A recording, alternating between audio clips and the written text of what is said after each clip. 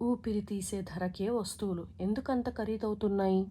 మీరు చిన్నప్పుడు రూ. 10తో చాక్లెట్ తినగలిగారు. కానీ ఇప్పుడు అదే చాక్లెట్ రూ. 100 ఎందుకు పడుతున్నాయన్నది ఎప్పుడైనా ఆలోచించారా?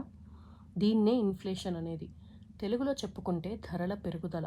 ప్రతి సంవత్సరం మనకు అవసరమైన వస్తువుల ధరలు కొంచెం కొంచెంగా పెరుగుతుంటాయి. ఇది సహజం. కానీ కొన్నిసార్లు ధరలు ఎక్కువగా పెరిగితే మనం తీసుకునే జీతం పోకుండా వస్తువులు కొనడం కష్టమవుతుంది. దీన్నే తీవ్రమైన ఇన్ఫ్లేషన్ అంటారు.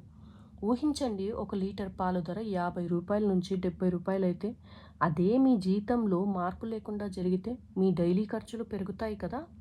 ఇది మన కోసమే కాదు, దేశ ఆర్థిక వ్యవస్థకు చాలా ముఖ్యమైన విషయం. ఇన్ఫ్లేషన్ పెరగడానికి చాలా కారణాలుంటాయి. డిమాండ్ ఎక్కువగా ఉండడం, సరఫరా తక్కువగా ఉండడం, పెరిగిన ఉత్పత్తి ఖర్చులు, అంతర్జాతీయ మార్కెట్ మార్పులు. కానీ మన ఆర్బీఐ ఈ ధరల పెరుగుదలను కంట్రోల్ చేయడానికి కొన్ని విధానాలు పాటిస్తుంది.